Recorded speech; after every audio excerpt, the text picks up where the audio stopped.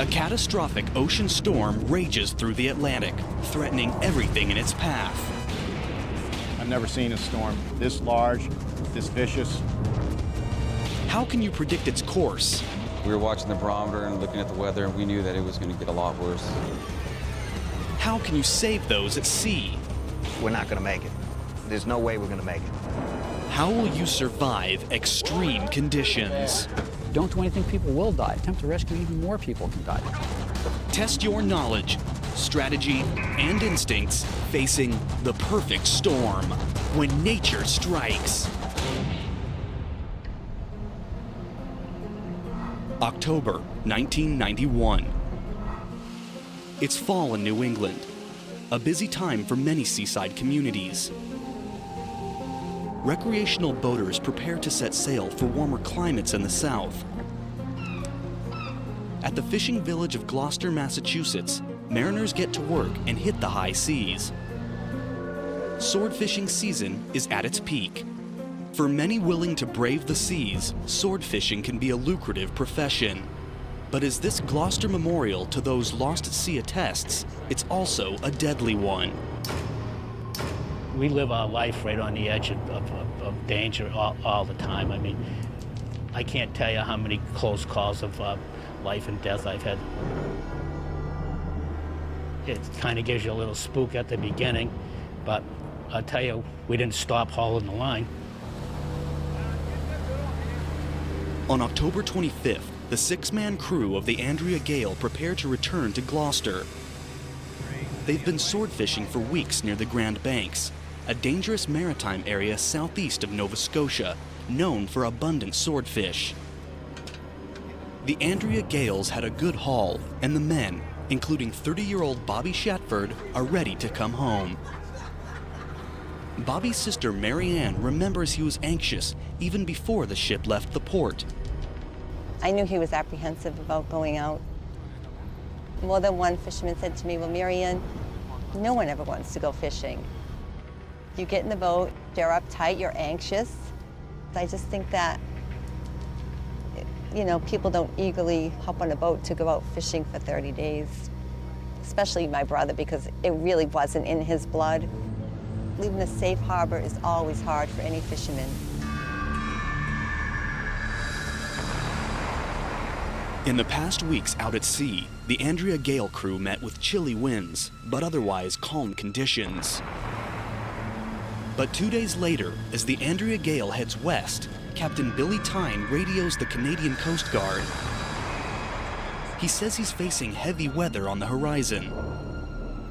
The Andrea Gale is about to collide with a phenomenal North Atlantic Ocean storm of epic proportions. It was this really warm, calm day, and it was very strange. There was a very weird feel in the air.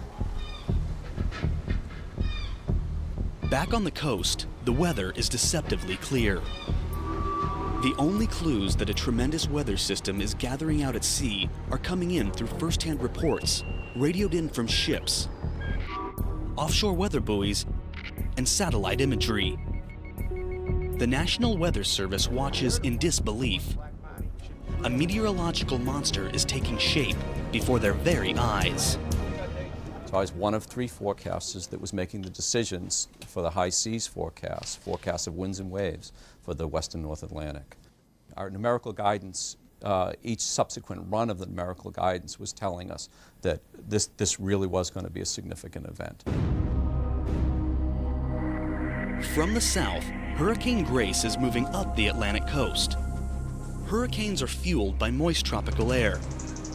When they hit land, the supply of tropical ocean air is cut off, and they eventually lose their punch.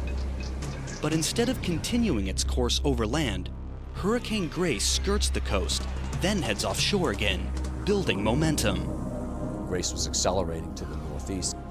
We now had 40, 50, 60 knots of wind over a very, very large area over the western Atlantic. From the northwest, a Canadian cold front is pushing toward the east. It's then followed by a high-pressure system. Meanwhile, Off the coast near Sable Island, a low-pressure system stalls and builds. The air rises and condenses, bringing winds, creating rain and stormy conditions, a potential powder keg of unstable air. When you have very cold air flowing over relatively warm water, and there's such a difference between the air and the water in temperature that you're able to pull moisture right off of the water very, very quickly, you get an overturning of the atmosphere, basically a violent overturning. And now, Hurricane Grace starts to head directly into these systems. On their own, these three systems can bring very nasty weather, including storms and heavy winds. But if they collide, it could mean disaster.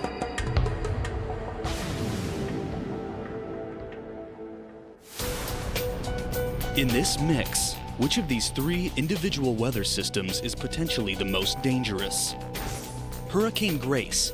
It may strengthen as it moves north. The cold front. It's bringing heavy winds. The Sable Island low-pressure system. It's stalled and continues to build.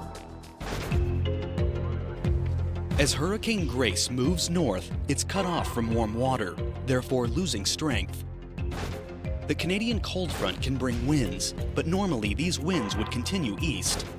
But the Sable Island low pressure is stalled and building and may collide with the other moving systems, creating a highly volatile and unpredictable storm. The National Weather Service's worst fears begin to materialize. The cold front moves east, knocking into the Sable Island low pressure. Then, Hurricane Grace collides with the two unstable systems. It's an Armageddon of ocean storms. This was definitely marine, major impact. One of the worst storms in the Northwest Atlantic, no question about it. And there's one more surprise. Most New England storms ride the Gulf Stream out deeper into the Atlantic. But this storm is now turning around, moving backwards, what meteorologists call retrograding, and is headed straight for the coast. Most storms move from southwest to northeast. That's why they're called nor'easters. I've never seen a storm this large, this vicious, and move this far west, and didn't really capture the imagination of a lot of people because it was sunny. But for the United States Coast Guard, the size of the ocean storm and its unusual path means an immediate call to action. The National Weather Service was predicting 100-mile-an-hour winds, 60-foot waves.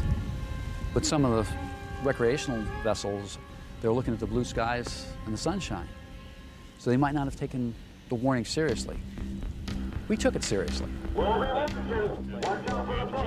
On October 29th, a desperate mayday comes in. Now, best taking on water 50 miles off Cape Ann. It's from the Satori, a 32-foot sailboat 100 miles south of Nantucket. The three people on board are fearing for their lives. I mean, they've rolled about 90 degrees. They damaged their rigging. Their life rafts washed over the side. They're drenched with the cold ocean water. Now, hypothermia can kill you because the water is 25 times more efficient at removing body heat than air. The Coast Guard sends out a Falcon jet and H-3 helicopter to help the Satori. Meanwhile, the Tamaroa, a 205-foot Coast Guard cutter, braves the torrential 35-foot sea swells to assist in the rescue mission. We were watching the barometer and looking at the weather, and we knew that it was going to get a lot worse. In less extreme weather, the H-3 helicopter would lower a hoist basket to the boat in peril, load the crew one by one, then haul them up and out of danger. But in this storm, fierce winds are dashing all hopes of a safe air rescue. There's the risk of wrapping the basket around the rigging of the sailboat. Of course, when that happens, the pilots will immediately cut the cable because they never like being attached to the boat. But once you cut the cable, you're out of the rescue business. It gets worse. There's no second chance. This means the Tamaroa will have to rescue the crew trapped on the sailboat. The cutter departs Anchorage and transits through the narrow Cape Cod Canal en route to the sailboat. We were rolling. It was pretty rough out. The wind was blowing at a pretty good rate. Steering 274 checks. Even with help from the strong waves and currents, it takes the Tamaroa nearly 12 hours to reach the Satori sailboat. But then Commander Brudnicki gets a call that could shut down the entire rescue mission. The captain of the Satori says he will not abandon his ship. You are leading a rescue mission. What's the best option when a captain stubbornly refuses to abandon ship?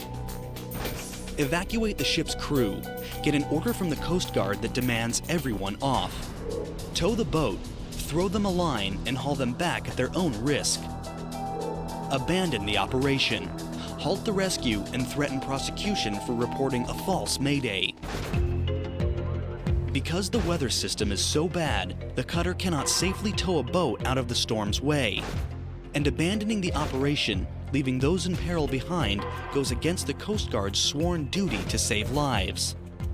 The commander requests a manifestly unsafe voyage from the Coast Guard's District 1, which mandates an evacuation. At the scene, Commander Brudnicki orders a 21-foot inflatable rescue boat to be lowered to the sea. The three-man Coast Guard team will first deliver cold weather survival suits to the stranded sailboat crew, then help them board the inflatable rescue boat. But the strong currents create major problems. Sailboat slides off a wave, lands on the bow of the rigid hull inflatable, blows out the forward pontoon, so there's nothing really to protect our boat crew as they head directly into the sea. The rescue attempt has gone horribly wrong. 3 Coast Guard crew now struggle to stay afloat, and as the storm rapidly approaches, the waves and winds intensify. The weather was significantly worse than when we put the boat in the water. We're a 205-foot long, 1,600-ton ship, and we're rolling terribly now. Someone could be hurt or killed. Next, 6 lives are on the line. It all comes down to one man's ability to brave the monstrous waves.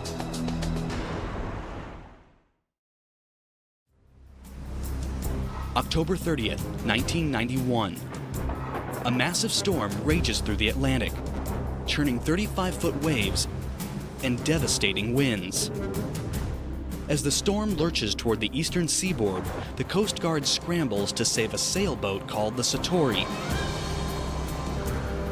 But their inflatable vessel, filled with a 3-man rescue team, collides with a sailboat and begins to sink. They were knee-deep in seawater, and the engine compartment was flooded. Probably the first time that was presented to me as far as somebody could die. An H-3 Coast Guard helicopter hovers above. Severe winds cause the helicopter pilot to rule out lowering the hoist basket directly onto the sailboat. The only option is for rescue swimmer Dave Moore to jump into the rolling seas. At 24 years old, this will be his first major rescue. I was still in the back of the helicopter, and then I heard our pilot say that, okay, well, we'll get ready to perform a rescue using the rescue swimmer. I realized that obviously now I have to pay attention. He must swim against strong currents to each of the 6 people. First, he heads for the sailboat crew. It's very easy to lose somebody in a chaotic ocean like that. You are a rescue swimmer. Where should you direct the sailboat crew? Stay on the sailboat. The boat will serve as a reference. Hold on to the Coast Guard inflatable boat. Keeping the victims together will expedite the rescue. Keep them in the water and away from both boats. They'll be easier to rescue if they're floating alone. In this situation, if the crew stays on the sailboat, the hoist basket may get trapped in the mast. And the Coast Guard inflatable boat is already sinking fast. The best option under these dire circumstances is to tell the sailboat crew to jump into the water, where the rescue swimmer will swim to them and help hoist them up one by one. I don't want to take on the extra risk of putting 3 more people from the sailboat into the damaged small boat. It's enough for them to handle by themselves. Wearing a neoprene dry suit, life vest, mask, and a snorkel as his only breathing apparatus, Moore jumps straight into the 35-foot waves and makes his way toward the sailboat crew. Immediately, there's trouble. You can't see in those kind of seas when you're down in the trough of the swells. You can't see anything except straight up. So You swim until you get to the top of the swell, and you stop, you look around and gain your bearings, and then you continue to swim down the backside of the swell. Dave Moore tried swimming to them and realized he's not only is he not making progress, he's going in the wrong direction. So the helicopter picked him up and had to bring him in a lot closer. Finally, Moore reaches the sailboat crew. And they said, is everybody okay, and who needs to go first? And they just kind of looked at each other, and one of them just raised her hand. So I grab her, turn her around. We swim back towards the direction of the helicopter. They hoist him up to the helicopter, and you do this one by one until all 3 people are up in the helicopter. But Moore's work isn't finished just yet.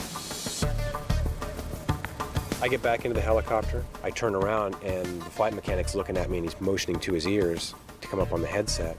So I put the headset on, and I had forgotten about the Coast Guard guys, but they are completely adrift, and they have no way to get back to their boat. We have 3 more rescues to do there. Despite the crashing waves and 80-mile-per-hour winds, Dave Moore rescues all 6 people. The H-3 helicopter heads back to Air Station Cape Cod. The Coast Guard cutter also prepares to return to safe harbor before the brunt of the storm catches them. Well, we complete the rescue mission, and we're headed back into port, thinking we are done for the day. By mid-afternoon on October 30th, the perfect storm continues to retrograde toward the coast. By this time, most mariners had returned to port or avoided its course further out to sea. But one crew of sword fishermen has yet to be heard from. The men of the Andrea Gale. 2 days ago, Captain Billy Tyne had radioed other boats, including Richard Haworth, former captain of the Andrea Gale. I had a channel set up with Billy in the beginning when we first went out. I talked to him a little bit on a single sideband, but then I never got him again. He had gone further east, so I couldn't pick him up. Billy Tyne had told fellow mariners that he needed to get back to Gloucester fast before his several thousand pounds of swordfish spoiled. So he plotted his quickest route home. The Andrea Gale would skirt dangerously close to Sable Island, a shallow area known as the graveyard of the Atlantic. He had no idea Sable Island would also be ground zero for this catastrophic storm. In the area where the Andrea Gale was, conditions deteriorated very, very rapidly. One witness to these drastically changing conditions is a Canadian weather buoy. Weather buoys measure wind speed, wave height, sea surface temperatures, and wave direction, then send the data by satellite to the National Weather Service. We also get the direction of the swell, how much of that wave is swell, and the period, how fast they're coming at us. So the longer the period has an indication to us about energy and translation speeds, etc. So we take all this information, digest it, put it into the models, and helps give us a reasonably accurate forecast. One buoy, just 70 miles east of Sable Island, sends data that shows a sudden and very violent shift in the sea. It paints a grim picture of what the Andrea Gale may have encountered. The peak waves, the highest waves recorded by one buoy in particular, went from about 11 feet to 50 feet in a matter of just a couple of hours. The last time anyone heard from the Andrea Gale was around 6 in the evening on Monday, October 28th. Then, absolute silence. But if the Andrea Gale's in trouble, why no Mayday? And I called the Coast Guard. There was no communication with the Andrea Gale, and they were trying to just see if they were okay, that they were going to go out and search for them. Even if the Andrea Gale lost its antenna, there's an emergency communication device on board called the Emergency Position Indicating Radio Beacon, or EPIRB. When a ship sinks, these early generation devices require the captain to manually turn the EPIRB to the on position, which immediately sends out a distress signal. But so far, there's no EPIRB call from the Andrea Gale. And they were just hoping and praying that They lost all their radios and everything during the storm, but they were okay.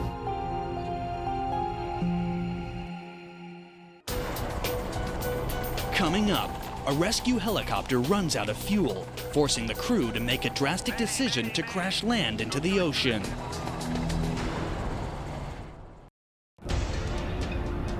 October 30th, 1991. A never-before-seen weather phenomenon roars through the western North Atlantic Ocean.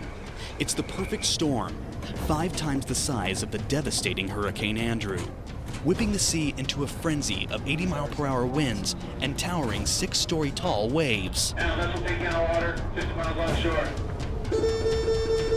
The United States Coast Guard responds to a flurry of maydays. One call, however, from a stranded sailboat is more than 250 miles off the Long Island coast, beyond the range of their H-3 helicopters. Most people don't drown, they die from exposure.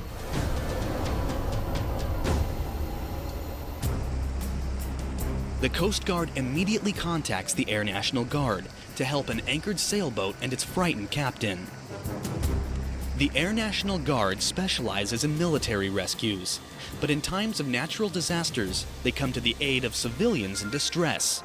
Because of the distance, they dispatch an H-60 helicopter along with a C-130 tanker plane. The C-130 can refuel the H-60 helicopter mid-air, allowing for long-distance flights. Graham Bouchard is the H-60 co-pilot. You have an 80-foot hose that comes out either wingtip of the C-130, left or right side, and it has a funnel-shaped basket on the end of it that we plug the air refueling probe that you see on the front of the helicopter into that basket. We take gas when we're flying. Also on board is pilot Dave Ruvola, flight engineer Jim Mioli, and 2 highly trained pararescue jumpers, Rick Smith and John Spillane. Pararescue jumpers, they're the manly men of the Air Force. On the way to the Japanese sailboat in distress, the C-130 refuels the H-60 helicopter twice. In just over an hour, they reach the sailboat. Already it's growing dark. Conditions for a safe rescue are becoming more dangerous by the minute. We had our night vision goggles on. They work by magnifying existing light, and if there's not a lot of existing light to magnify, they don't work very well. You are the Air National Guard helicopter pilot flying in these conditions. What's the best way to conduct a night ocean rescue? Proceed quickly. You have limited fuel and the storm could get worse. Wait for help. Call for additional helicopters to provide high-intensity spotlights. Return later. Note the location and return at first light. With these storm conditions, proceeding with the rescue will endanger both the parajumper and the individual. Even if you wait for additional spotlights, it will be easy to lose sight of the parajumper in the rolling waves. Although the individual is scared, the boat is anchored and not sinking, so the crew decides to return in the morning. That turned out to be a pretty good decision because he was picked up the following day by a Turkish freighter. We air refueled a 3rd time and started pressing home. The Air National Guard H-60 and C-130 begin their flight back to the coast. Night is falling fast and headwinds are increasing, and they have no idea they're headed directly into the jaws of the storm. For flight engineer Jim Mioli, who's in the back of the helicopter, the rough ride's just beginning. We were literally hanging on to the straps in the helicopter and getting bounced off the ceiling while trying to scan on night vision goggles, and it was really tough. And I've been flying in nasty weather before, but I've never seen weather like this. It caught us by surprise, and our ground speed was showing about 30 knots. Well, we're flying along at 120 knots, and we've only got 30 knots of ground speed. We got a 90-knot headwind that we're flying into.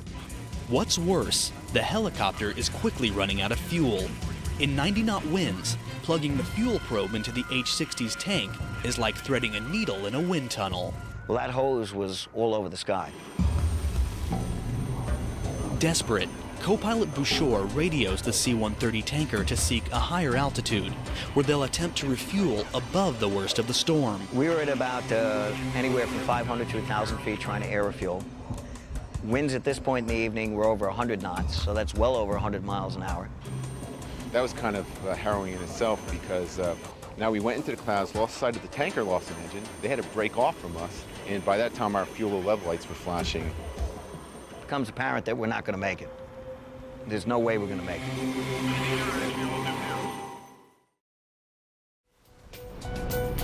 You are the pilot, and the helicopter's about to run out of fuel. What should you do? Auto rotation. Hover above the sea, cut the engine, and glide down. Controlled ditch. Ride the helicopter into the sea. Total evacuation. Order everyone to jump from the helicopter immediately. Auto rotations over violent waves will be nearly impossible. A total evacuation can jeopardize the crew. They may be injured when the helicopter hits the water. As the pilot, the safest option is a controlled ditch. Lower the helicopter, order the crew to jump, then steer the helicopter away from them. The whole theory there is that, you know, the people that get out of the helicopter first, they, you know, only one guy's putting himself at high risk. Arm the floats! With only 10 minutes before impact, the crew rushes to prepare for the critical hit. Co-pilot Bouchard sends out an urgent mayday. Mayday, mayday, mayday. Coast Guard cutter Tamaroa. You can copy our last position. We have 2 minutes to splat. The Coast Guard cutter Tamaroa picks up the call and tells Bouchard they're coming to get them. But already, it's too late. That's when number 1 engine flamed out due to fuel starvation. So we didn't even have enough gas to go 12 miles. Negative, negative, negative, give them my lat long, we're ditching right here. With the moment of crisis just minutes away, parajumpers John Spillane and Rick Smith lean out of the helicopter, trying to estimate the size of the massive waves in the pitch dark. In the back of the helicopter, flight engineer Jim Mioli wrestles to prepare the life raft. Well, I pushed a raft out, and the waves and swells were like this, moving underneath us. And when I pushed it out, the raft fell into this, I call it the abyss, this big black trough, and it inflated, and I was excited about that, but then it just blew away. So I was like, oh man, that sucks. And then I just sat back down on the floor of the helicopter and just said, you know, reserve myself, I'm going in with the helicopter. Pilot Dave Ruvola shouts the final command to jump, straight into the churning abyss.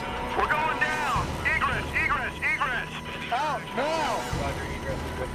Stood in the doorway, procedure is flip your goggles up so they don't poke your eyes out when you hit the water, couldn't see a damn thing. Turned around, the PJs were in the door behind me. Turned around again, PJs were gone.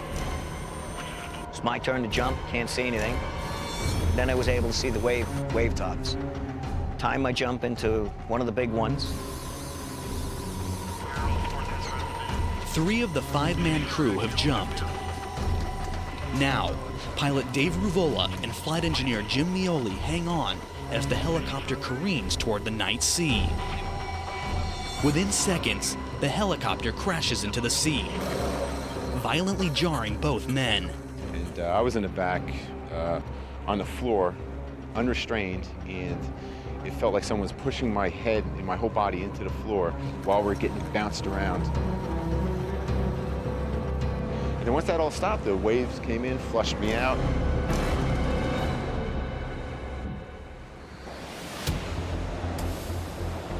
Now, each man surfaces to find himself awash in the battering waves and knife-like winds. It will take everything they've got to survive this night in hell. You can actually hear the big ones coming. To see the power of Mother Nature, it's a very humbling experience, let me tell you. The waves would come and just beat the crap out of you, and then when you come up, you puke it all up, and then you had to kind of put your head downwind because it was like someone had a fire hose in your face, and the water is just blowing past you like that. Co-pilot Graham Bouchard spots what might be the crew's only hope. I saw the life raft, went swimming for the life raft, that blew away. There was no way I was going to catch that. I swam like Mark Spitz, but I wasn't going to make it. It just blew away. It's a 5-man crew, but so far, only 4 have surfaced. We were still missing Rick. Rick Smith is a parajumper, one of the most highly trained members of the Air National Guard. He was the first to jump and may have sustained injuries from the fall. You were out there in the middle of the ocean. You can literally put your hand in front of your face and not even see it. With the pounding waves, brutal winds, and pitch-black darkness, there's yet an even greater threat. The sea temperature is only 55 degrees. The men may have only 5 hours to survive before hypothermia kills them. For flight engineer Jim Mioli, it could be sooner than that. One of my mistakes was I had run out to the helicopter and I had my anti-exposure suit. I didn't put it on. My body core temp went down to about 90 degrees.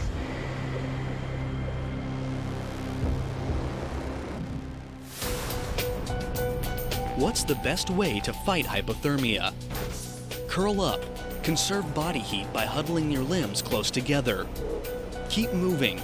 Maintain blood circulation by swimming. Float on your back. The less body surface that's underwater, the better. In cold water, movement can actually drain your body of heat, and floating on your back will spread out your body surface, allowing more heat to dissipate. The best thing you can do to survive is to curl up, keeping your head out of the water and your limbs as close to your body as possible.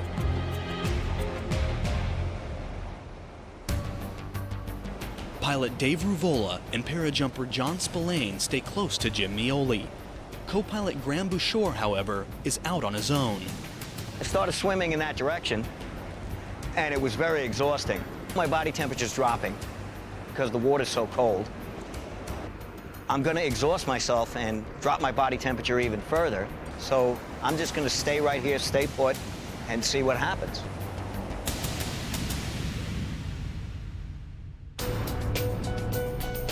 Next, the Coast Guard cutter must battle the winds and breaking waves to rescue the downed helicopter crew.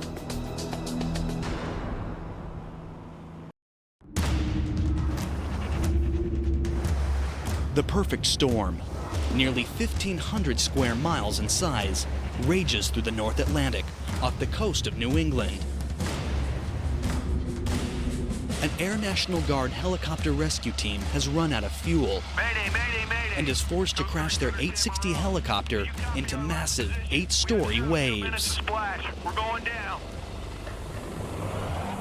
The United States Coast Guard cutter Tamaroa was on its way back to port from a nearly disastrous rescue mission with the Satori sailboat. But they can't ignore this call for help. The Air National Guard, these people rescue people just like we do. Put all 4 engines on the line, we come up to full speed and we start racing to the scene. Well, racing to the scene would be a relative term because in these weather conditions, we're only making 3 miles per hour. The average speed for walking is 4 miles per hour. At that rate, the U.S. Coast Guard cutter will take at minimum 4 hours to arrive. For Jim Mioli, who's already showing signs of hypothermia, it may be too late. I was, not semi-conscious, but incoherent from the hypothermia. 90 minutes after the crash, a Falcon jet from Cape Cod spots the downed crew's strobe lights in the pitch-black night. The Falcon circles the men while an H-3 helicopter hovers overhead. Co-pilot Graham Bouchard, who's separated from the others, watches the rescue attempt from the rolling waves. The Coast Guard helicopter tried to pick up the other guys, H-3. They tried for 45 minutes. And they weren't able to do it. The winds are too severe for a helicopter rescue. Low on fuel, the H-3 returns to the Coast Guard base while the Falcon continues to circle the stranded men. Their only hope is the Tamaroa, but the storm's catastrophic wind and waves are pummeling the formidable 205-foot cutter. We're literally going up like one mountain and you're coming down on the mountain on the other side. The rudder and propeller are coming out of the water. It makes it very difficult to steer when you don't have a rudder. Finally, After 4 hours of struggling to stay afloat and alive, the crew spots hope on the horizon. As it got closer, you realized it was a Coast Guard cutter. Coast Guard cutter Tamaroa. She was beautiful. The undeniable white paint screen with the big orange stripe on the bow, and she's trying to maneuver towards me. And I just couldn't believe what they were doing with this vessel. But now, Coast Guard Commander Brudnicki faces a major dilemma: how to rescue these men without endangering the lives of his own crew. Don't do anything, people will die. Attempt to rescue, even more people can die. So this was one of the most difficult decisions I've ever had to make. Without hesitation, 12 men volunteered to put their own lives on the line. They'll use a cargo net to try to save the downed helicopter crew. But this means they'll have to be outside, exposed on deck. One monstrous wave could sweep them all out to sea. You are the cutter commander in these severe storm conditions. How should your men go out on deck? Tethered to the railing, secure them with a rope. Harnessed to a partner. If one slips, the other one will catch him. Keep loose. They need to be free to maneuver. In this daring rescue mission, the men will be moving around, ducking waves and carrying the nets. Tethering them to the railing or harnessing them to each other will inhibit them and even entangle them. Though it's risky, the best option is to keep them loose and untied. And our rescue team couldn't even walk out to the bow. I mean, they're practically crawling on their hands and knees. Graham Bouchard watches as the cutter rolls closer. The guys on the ship are yelling. I have my exposure hood on. I can't hear what they're yelling. So I tore the exposure hood off, and they were yelling, swim. The next word was mother. The next word had to do with fornication, and the last word was swim. And that's one of the things that's going to stick in my head forever. I just couldn't believe these kids up there trying to do whatever they could to get me. The ship rolling so bad, it ended up really more of snagging the person in the net, kind of like hauling a fish up in a net up on the deck. When we brought the first person up, it turns out it's Graham Bouchard, the co-pilot. How about a blanket for him? You got a blanket for him? We got one coming. And they just flopped me on the deck. Now I remember Bill Muller talking to me. You all right? You all right? And he said, you vomited, which was happening all night long. But he said the first thing he asked was somebody call my family, tell them I'm all right. And I could hear it over the ship's intercom or the radios that they were carrying. Survivor recovered, survivor recovered. You could hear the kids cheering. That'll stick with me a long time.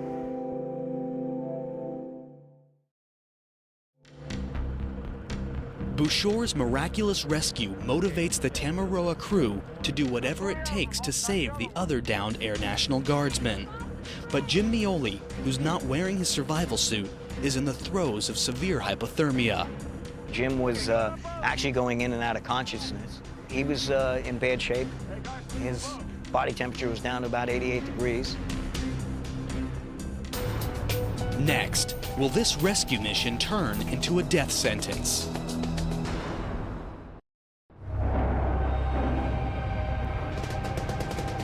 The perfect storm is ripping through the North Atlantic, threatening nearly every vessel in its path. 2 a.m., October 31st. The Coast Guard has been making a desperate attempt to save 5 Air National Guardsmen from a disastrous helicopter crash. The Tamaroa, a Coast Guard cutter, struggles to pick up the men with cargo nets. But the massive waves are tossing the ship around like a toy. We're literally a 1,600-ton cork bobbing in the ocean. By the time the boat got close enough to us to what we could tell what it was, we were in the bottom of a trough, and there was a wall of water about 50 feet high, and then there's this giant ship on top of that. So we're looking up at it like this, and I'm like, holy cow, what are we gonna do? Finally, the Tamaroa's cargo net blows within reach for the 3 Air National Guard crewmen. We grabbed onto the net, and then a wave came and John Spillane was able to hang on. I fell off, and I'm pretty sure I yanked Dave Rivola with me because I was tied off to him. John Spillane is safe, though he's suffering from severe internal injuries. Dave Rivola and Jim Mioli, however, are headed straight for disaster. Myself and Dave, we went along the side of the ship, and then the ship was on a down part of the swell.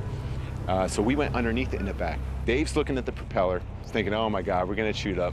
I'm looking at the bottom of the ship, which is right here. I'm thinking, oh, this is it. You know, we're gonna get smashed.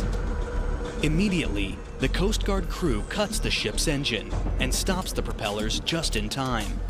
Dave Rivola and Jim Mioli have miraculously surfaced on the other side of the ship. The Tamaroa crew races to throw the nets down to them. This might be their last chance. Mioli's already losing consciousness. Dave said that he was in my face. Dave, come on, this is it, this is the last thing. He's the one who got me ready for grabbing onto the rope. And they threw the rope over and we grabbed onto it and kind of entangled myself in there. And then they yanked us up. On board, medics quickly tend to Mioli's hypothermia. What they do is they take these baked potatoes that are warm and they stick them in your groin and in your armpits, and then they wrap you in this big blanket. And then they stuff me in a bunk. The cutter crew has fought extreme conditions, risking their own lives to save 4 stranded men. We've never met them. We don't know who they are. But you have this close bond with them because they go out in conditions like this to rescue other people. But one member of the Air National Guard crew is still missing. We had everyone but Rick Smith. Rick was a pararescue jumper. They have the right skill. Rick was one of the best. So we fully expected to find him.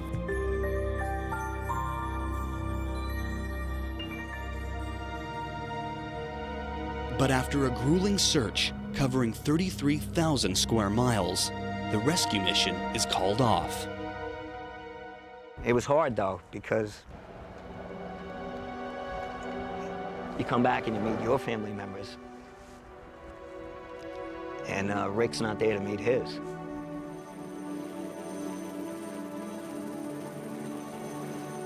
It was very difficult, very difficult. The hardest thing I ever did was telling my children that their father wasn't coming home.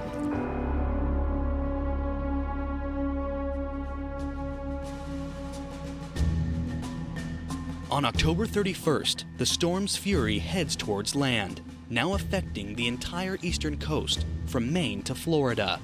But weather forecasters predict that Massachusetts, including Gloucester, will be hardest hit. I remember having a little bit of a feeling of helplessness. In this storm, what's the biggest threat to coastal towns? The wind. Downed power lines and water are a lethal combination. The rain. The severe rainfall could lead to flash flood conditions. The tide. A sudden storm surge could sweep people and property offshore. In hurricane-level storms, winds will blow down lines, but power companies typically shut down power to prevent the threat of electrocution. And though the rainfall is severe, it might be short-lived. The biggest onshore threat in a coastal storm are the tides, which can suddenly rise into a storm surge, flooding the area and sweeping people and property out to sea.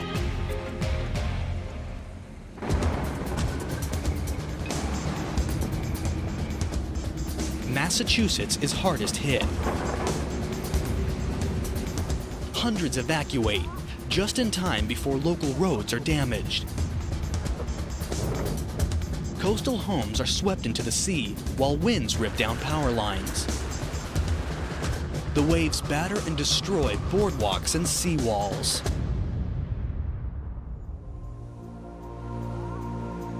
Towns were isolated by the storm surge and the waves crashing on shore. People had to be evacuated. Rescues were made.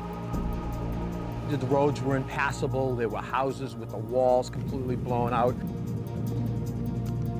Furniture was everywhere strewn. Several Massachusetts counties are declared federal disaster areas. We were just amazed. We were just stunned by the amount of damage that the storm had done.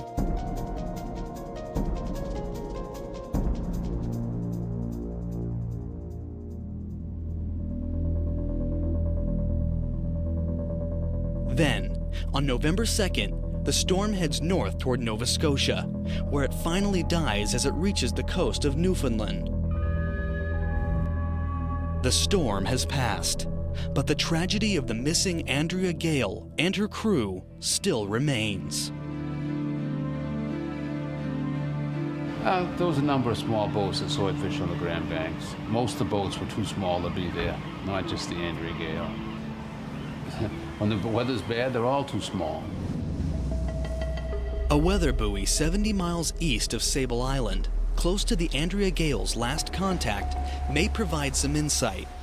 A Coast Guard report reveals that at 7 p.m., an hour after Captain Billy Tyne last radioed fellow mariners, the buoy picked up gale force winds of up to 104 miles an hour, kicking up waves to unexpected heights. We know that 60 miles west of the Andrea Gale, its last known position, that seas, wave heights, basically rose 30 feet in a matter of 3 hours. What's worse, the waves hit suddenly. In this shallow area surrounding Sable Island and the Grand Banks, the sandy banks caused the waves to trip and break, relentlessly pummeling anything in their path. The Andrea Gale may never have had a chance. I think that, the boat was just in a bad place at the wrong time. And it just got overpowered by the seas, took too much water on deck, and listed it over and just couldn't recover. Although the fishing boat was doomed, the crew may still have had a chance. Like most vessels of the time, they had on board a battery-powered device called an EPIRB, short for Emergency Positioning Indicating Radio Beacon. If a boat sinks and the EPIRB is turned on, it can send out a distress signal with the boat's location. Unfortunately, for the crew of the Andrea Gale, the EPIRB wasn't turned on. If the boat capsizes or goes down, the EPIRB deploys, it starts to transmit. We know there's a problem. The EPIRBs are registered to that boat. The Andrea Gale did have a manually controlled EPIRB on board, so why didn't the Coast Guard receive any distress signals? On November 6th, the answer washes up on Sable Island, the area where the storm first passed through. But the day that they found the EPIRB, that was kind of unsettling because it was on the off position. The fact that the EPIRB was working but was not turned to the on position may be grim proof of the unexpected fury of this monstrous weather system. The Andrea Gale crew likely had no idea that they were about to collide with a gigantic and vicious storm. Their story is a stoic reminder that the wrath of the sea is sometimes impossible to escape. I think of him every day. I walk down that boulevard and I think this is a memorial to my brother and to many people that I know. And before, I think I kind of took it for granted, the meaning of the fisherman's statue and the fisherman's memorial. But now I'll never take it for granted.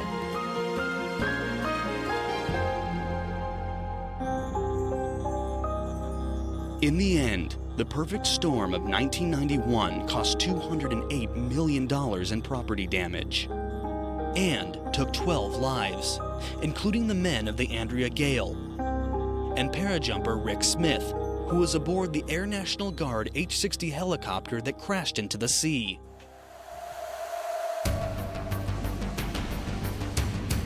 It's a storm that will be remembered as one of coastal New England's most bizarre and destructive weather phenomenons ever recorded. The strange collision of three weather systems, Hurricane Grace from the south, the Canadian cold front from the west, and the low-pressure system off Sable Island, creating a mega ocean storm of stunning proportions, whipping the sea into a frenzy of 100-foot waves and winds of nearly 120 miles an hour. For the forecasters and rescuers whose survival instincts were challenged and who had to make critical, life-and-death decisions, the perfect storm is a warning that nature can be unpredictable and unmerciful.